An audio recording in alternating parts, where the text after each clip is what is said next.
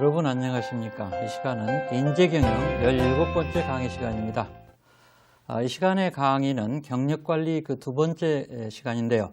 앞에서 우리가 학습했던 내용에 이어서 상호보완 쪽으로 CDP를 이야기해 줍니다. 이 시간의 학습은 크게 세 단락으로 구성이 되어 있습니다. 첫 번째 학습 단락에서는 경력관리의 기본 방침과 틀에 대해서 알아봅니다. 그 다음에 두 번째는 이동 승진 기준과 교육훈련 체계 과연 어떻게 만들어야 될 것인지 살펴보고요. 그리고 세 번째 학습 단락에서는 이상에서 우리가 학습한 경력관리 시스템이 잘 작동이 되도록 하려면 지원 시스템이 제도적 측면과 문화 풍토적 측면에서 어떻게 만들어야 될지를 알아보도록 하겠습니다.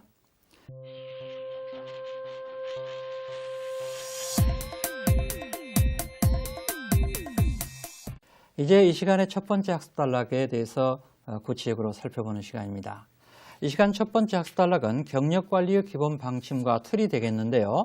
경력관리의 기본 방침으로서 먼저 표를 하나 여러분들에게 보여드립니다.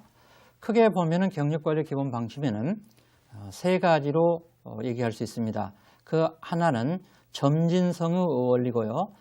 두 번째는 공정성의 원리고요. 세 번째는 세분화의 원리입니다. 이 세 원리들이 있을 때 이 CDP 제도는 제대로 기능을 발휘할 수 있게 되는데요. 먼저 점진성의 원리. 너무 급하게 이 제도를 도입을 하면은요, 실제로 이 제도가 변화에 대한 저항을 받게 되고 또 현실과 적합성이 떨어져서 제대로 적용되기가 어렵습니다.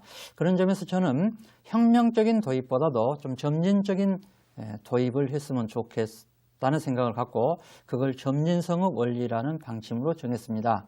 점진성의 원리에서 보시다시피 점차적으로 이동 비율과 대상과 범위를 늘립니다. 그러니까 이동 대상과 그 범위와 비율을 10%에서 20%, 30%로 이렇게 처음에 사원급 대상, 처음에는 과장급 대상으로, 부장급 대상으로 한다든가 이런 식으로 그 대상과 범위 그리고 비율을 점차 늘려가면은 아마 중소기업의 상황에 맞는 그런 CDP 제도가 성공적으로 정착을 할 수 있으리라고 생각을 하고요. 두 번째는 공정성의 원리인데 항상 이게 문제죠. 기회의 공정성, 공정하냐, 보상의 공정성 얘기도 있고요. 보상과 기회가 공정하냐는데 여기서도 이동 승진 기회가 공정하냐 하는 문제. 과연 이동 기회와 승진 기회가 공정하느냐, 그래야 소위 경력 개발의 기회가 생기고 또 자아 실현의 기회가 생기지 않겠습니까? 그 다음에 해외 경험 기회가 공정한가, 또 해외 경력이 만약에 그 경력 개발 요건으로 들어있는 경우도 있겠죠. 그리고 연수 기회가 공정한가, 실제로 그 연수 기회가 불공정할 때는 아무리 내가 내 경력 목표를 달성을 위해서 개발을 하고자 해도 한계가 있을 수 있다는 것이죠.